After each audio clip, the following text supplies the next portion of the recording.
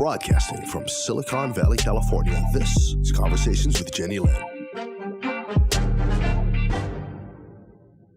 Thank you for watching Conversations with Jenny Lynn. Today, I am so excited because I have a very beautiful woman on the other side of the screen from me. Very far away. She's in Australia, but I feel like I can reach out and touch her. Thank God for technology. And her name is Sasha Kalluri. That's it, girlfriend. And she is a motivational speaker, a radio and TV host, a podcast announcer, an author. Are we out of 30 minutes yet? I don't know. I know it's crazy. Sometimes I even get quite shocked when I even hear my own resume. I don't want to spend the 30 minutes sharing all of her accomplishments with you. She will do that with us. And so I'd like to welcome her to the show. Sasha, thank you so much for spending your early morning with me. Oh, thank you so much for having me. Thank you. And so much for connecting with me. Like, I just think it's beautiful how technology and social media allows people that would normally not know each other or not be able to connect or not even know that they've got so much in common, be able to connect us. So I'm so grateful for that. I mean, that's kept us alive during this pandemic.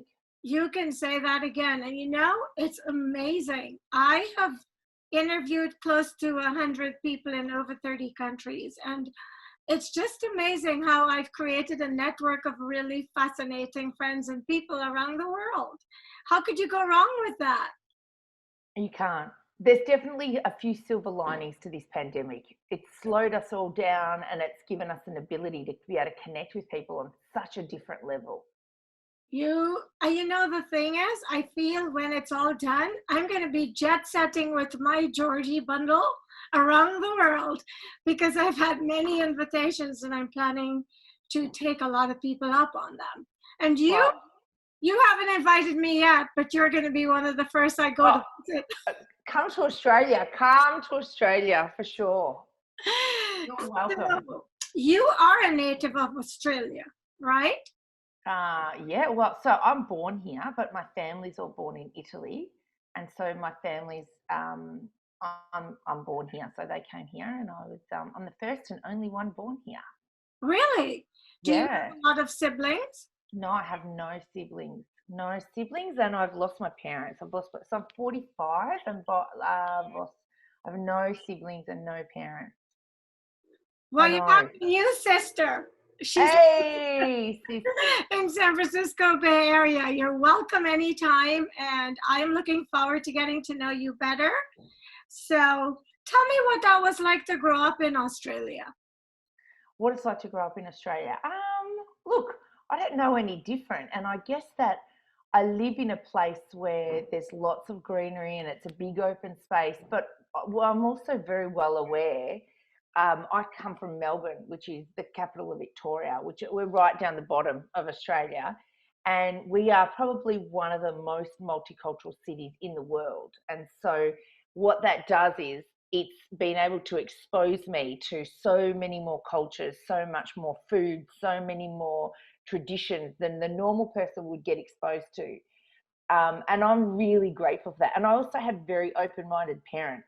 So my parents very much exposed me to cultures, nationalities, different concepts of the way of having an open mind, having an open way of thinking and believing in people, not seeing for somebody for their religion or for their sexuality. I've been brought up in a world where just to see someone for who they are, not for the exterior stuff, really.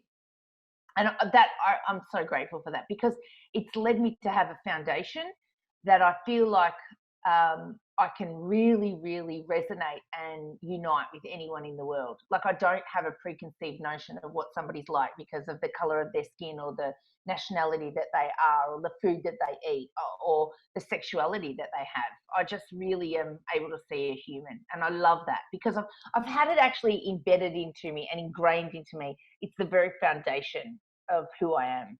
Is that common in Australia, or was that just your parents?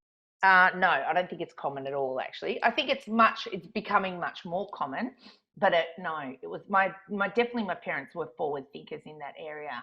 And I was always told, like, you know, like when people are now coming out with the Black Lives Matters movement, I've had that movement in my mind for my entire life. Like when you know, we had gay marriage movement, and you know that, and equal rights with gay marriage, it was like I've had that in my head my whole life. So it's almost like society has come up to where I'm thinking, because I've always had that in my life. That is awesome. And am I allowed to say that in a private conversation you shared you're married to someone from India? That's correct. Yeah, absolutely. Like, so in my mind I would talk. What was that? Sorry? You walk your talk. Yeah, 16 years. 16 years being married to an Indian guy. Yeah, absolutely. So he came to Australia when he was 19, and I think we met when he was like 25 or something. So he'd been here a while and he'd become an Australian citizen. And then we met, but I just knew I was never really into an Australian guy or even an Italian guy. Like, because my family's Italian, I always knew, I kind of looked at that, and, you know, people would be meeting new people, and, you know, like when, you know, family or friends or family around me were, you know, getting boyfriends or girlfriends or whatever, and getting into relationships, and they were meeting Italians. I was kind of looking like that and going, I'm not going to do that. Like, let me tell you, that is not for me. I just, you know, the last nationality I think I would probably hook up with is an Italian. The last one. Why? Even an Australian. Because because they're the two cultures that I've been exposed to the most. So I like different. I want to be able to do, and I remember, do you know what's funny is, Jenny, I remember being single and coming out of this really awful relationship and being single for quite a long time, and then sitting on the steps outside. And I remember, I'm very spiritual, so I remember asking the universe, I want something really different. Like, you've got to give me my next boyfriend to be extremely different. Like, I don't want standard stuff that I'd know.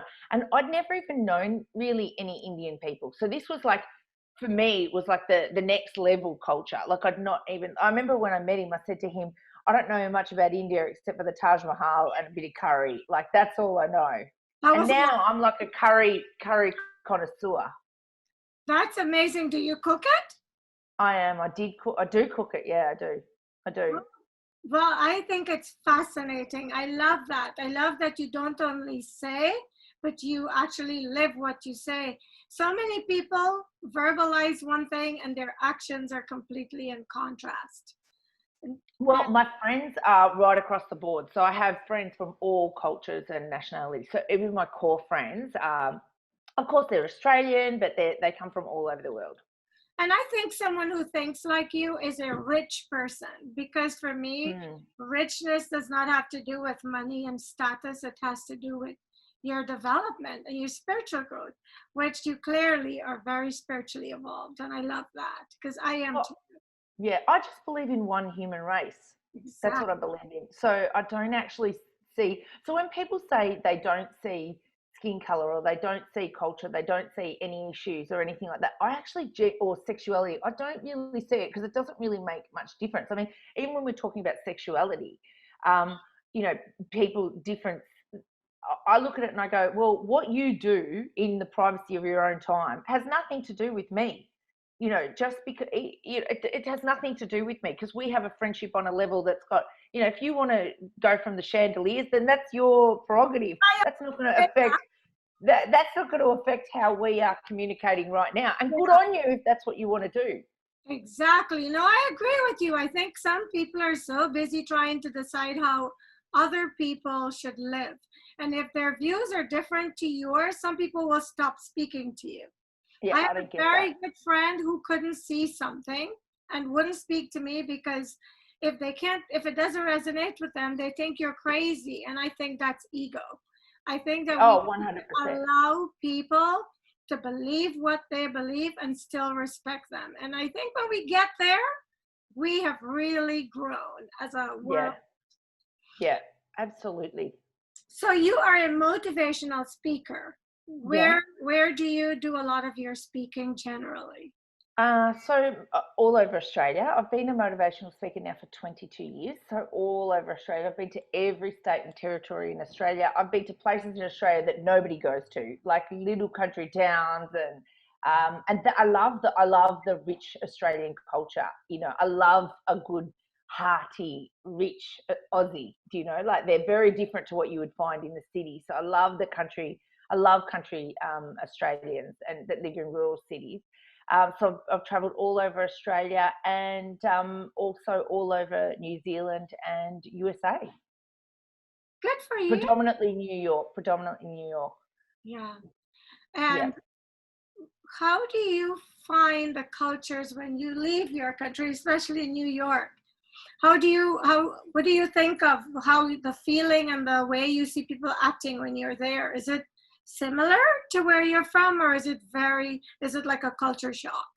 No, it's very similar because again, Jenny, it all comes back to we're humans and we all just want to be loved. We all just want to be valued. We all laugh. We all cry. We all feel. We all get hurt. We all get scared. We all want things for ourselves and we want things for the people around us. So I understand that there are differences, but at the end of the day, we're all human beings. Yeah, and so to be able to relate to that is just to understand that we all have the same wants and needs.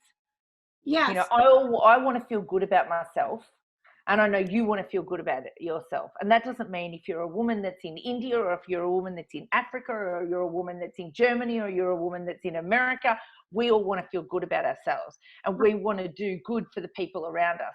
So in that same sense, okay, then we all love, and we're all exactly the same. Certainly we all do think differently, and I have met some people that I would go, you are way out of the box for me. But it doesn't mean you don't respect them, right? Absolutely, yeah. I could probably turn around and think, ooh, you're a little bit too far out for me, but you go live your life, because as long as you're not hurting anybody. Exactly. Once you're hurting people, that's a whole different story. Do you know what's really interesting, Jenny, is that I've actually, of course, I've been married for 16 years. So in that 16 years, you can't possibly expect to have a perfect marriage. Let me tell you, it's far from perfect. No, you can't. You can't, not at all, right? And do you know what's so interesting is that the minute ever I have like an issue and I'll say to somebody, oh, my husband does that and that annoys me, or this is going on in my marriage, or blah, blah, blah. A lot of the first thing that people see about us is that we look different and we have different cultures. So people instantly come back and always say, oh, it's because, is it because of the cultural differences that you have? And I'm like, no, it's because we are two people living together, trying to find our way in our relationship. It's got nothing to do with our cultural differences. So it's and I have found that all the time, that people judge that from straight away. People will certainly come across and say, oh, well, it's because where you're from and he sees things differently and you see things differently. And I'm like, that's got nothing to do with it. It's very interesting to feel like that. Some couples do have issues when they have vastly different cultures. It's very difficult to blend them. And sometimes if the families are close, it's even more difficult for the families because they're not the ones in love. So I get why they ask you that. It's always difficult when you blend cultures, I think. But those two people in that relationship can begin to teach them how to accept what the other person believes, even if it's just to get together when it's necessary and get along. I think it can be done, and I think that's what's missing in the world is we can't accept those things that we don't agree with, even if it's just in the short term, to make situations and places comfortable. Yeah, absolutely. But that's not been, the case in our stuff. But I certainly do understand how it can be for other people. Yeah. I certainly can, especially when you have, the one thing that I don't have, I've never had an external force. So I've never had issues from my, my in-laws have never been against, like the minute they found out, oh, he's marrying an Italian Australian, they were like, okay, and I actually even went above and beyond that. So my in-laws are very religious. And when I got married, so just before, so we were planning our wedding, and when we planned our wedding, I was pregnant. So, I went right out of the box. I pushed the barrier right out of that. So, like, my husband and I, we decided that we're getting married, and a couple of months before, maybe, I don't know, maybe 2 or 3 months before I got married, I remember, I had so many people around me that were having a really difficult time having a baby and, losing pregnancies and all of these kind of things. And then I was like, my body was crying out. I wanted a baby. I wanted a baby so desperately. And I said to him, I think that, we should try, because who knows how long it's going to take. And I actually think my body just went bang, right, give me the baby. You know what I mean? Give me that baby straight away. And I fell pregnant straight away, like within a matter of a couple of weeks. So that went until I was like nearly 2.5 months pregnant when I got married. But then, so to go back to my in-laws and say, she's not Indian, she's not religious, and she's pregnant. You know what I mean? Like, How did but they? we were already planning.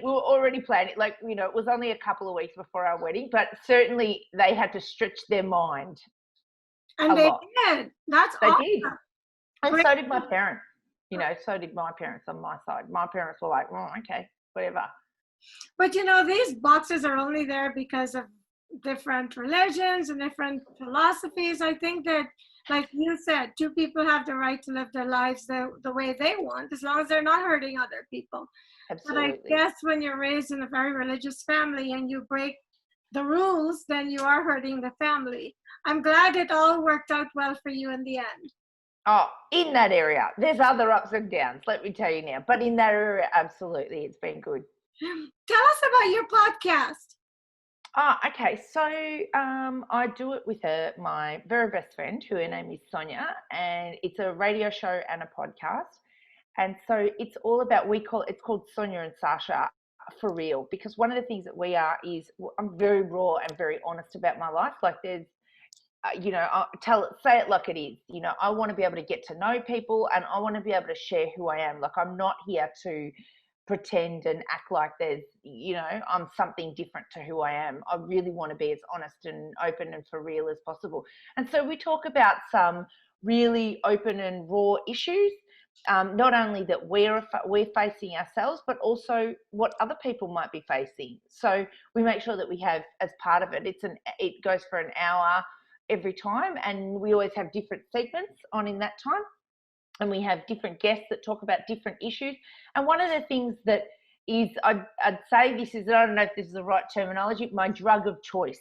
My drug of choice is laughter. For me, everything is about laughing. Everything. Like, I laugh at everything, and there are no limits on what you can laugh at. No limits. And so I love that. And so, to be able to look at the saddest times in my life and be able to laugh, it's been the very ingredient that's picked me up and got me out of some pretty hard stuff. So we try and bring a lot of laughter into it all. That's great. And I think a radio show like that, I'm sure, is very appreciated, because oftentimes those things that people don't want to talk about are where people need help, where they need to hear other people experiencing them and feeling open and honest about them, because you never know how many people you're helping when you do that. Absolutely, yeah. I think it's really important. How long have you guys been producing the show? Oh, so we had, this is our third different segment. So we had a radio show with another station, and that was for 2 years. So this is our third radio station that we've gone along with. So all up, it's probably been about 3 years that we've been doing it now. But there's been 3 different radio stations. You get to move around. New management. That's really great. What is life like in Australia now with COVID? Well, look, I live in Victoria, and we have the harshest restrictions in the world right now. So we're in stage 4 with strong curfews. So to give you an idea, I wouldn't come to Australia right now. Well, you can't. Our borders are completely closed. Not only is our country borders closed, but our state borders are closed. So the first thing is we have a curfew. So it's from 8 o'clock at night till 5 in the morning. You cannot leave your house under any circumstances. There's a $1,600 fine. Are you kidding me? No, I'm not joking. During the day, I cannot travel more than 5 kilometre radius outside of my circle of where I am. You cannot work unless you're an essential worker under no circumstances. So, for example, my business partner, because we're not an essential service, she lives 6.8 kilometres away from me. So she's out of my 5 kilometres. If I see her, it's a $20,000 fine because we're not a non-essential service. are you kidding me? You would I'm not kidding you. I'm not kidding you at all. $20,000 if you just went to visit. Yeah, and not just that. She has her husband is in business, and so is my husband in business. So because we're cross-contaminating, it would then find her husband's business and then my husband's business. So that's how strict it is. It's ridiculous. Like, obviously we're wearing masks, we're doing social distancing. We have no shops open. Like, we have no Kmart, no Target, no, we only have supermarkets and our drugstores. That's it. Like, nothing. Affecting your life. I mean, what if you don't have the essentials? Then what? So, well, you're allowed to go. We have the grocery store and the drugstore. That's all. Has it been like this from the inception, or is this a new? No, it's actually gotten worse. So we had stage 3, which we didn't have a curfew, and then it's gone to stage 4. So now, and we don't even know when it's going to end. Like, we keep being told that potentially it could end. So what, it's the 24th of September now. Potentially we could go down to stage 3 on, I think it's the 28th of November, potentially.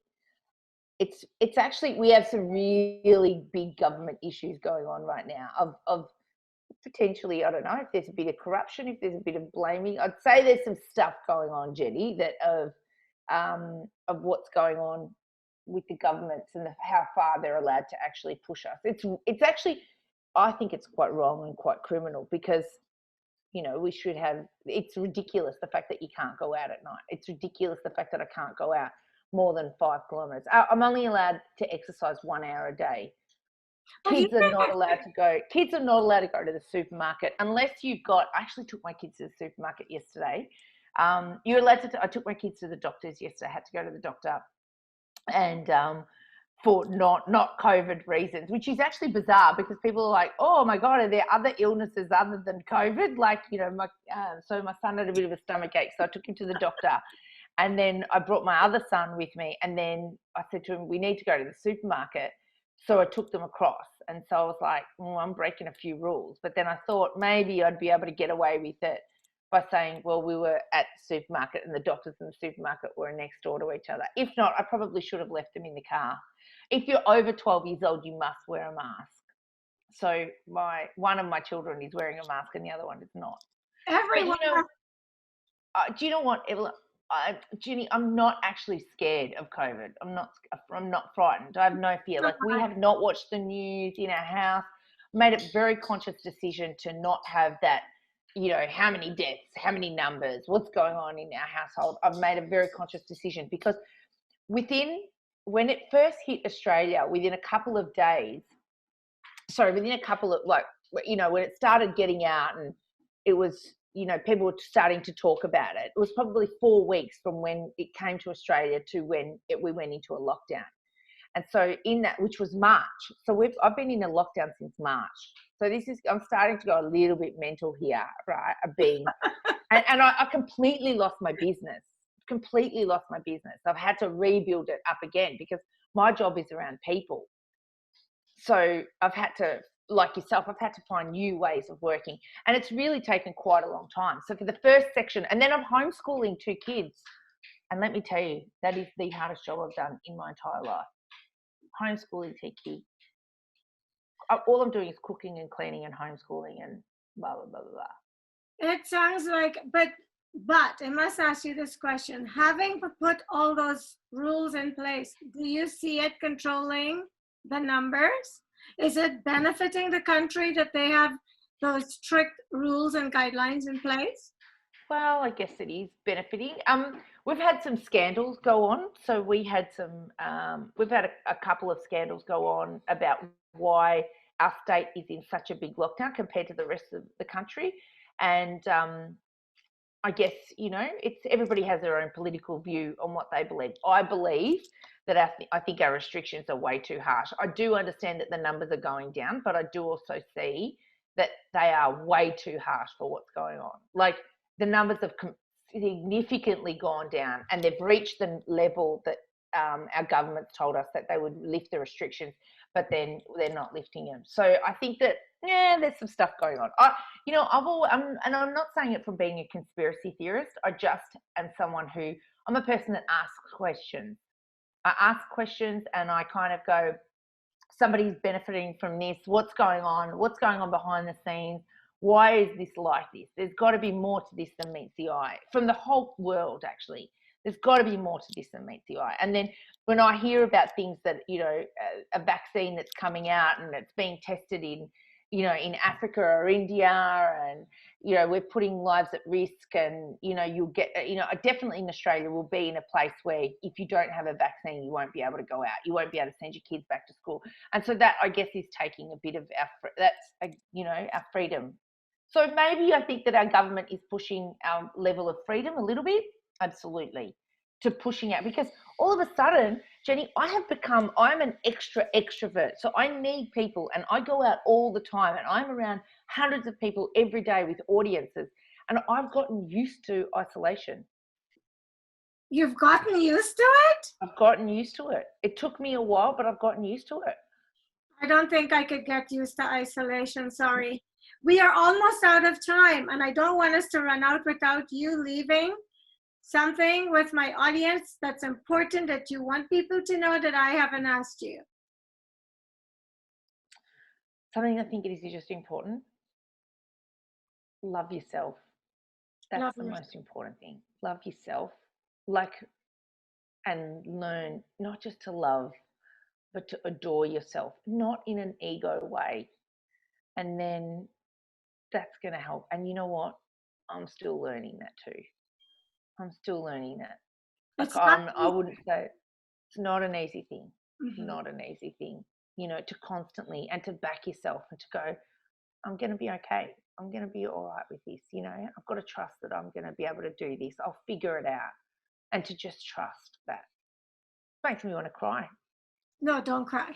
No, those narcissists is the easiest thing for them to do. Sometimes I listen to them and I'm just bewildered. Like, really? You feel that way? Everybody needs to love themselves, but to be in love with yourself to where you think you're it all, I think that's crossing the line.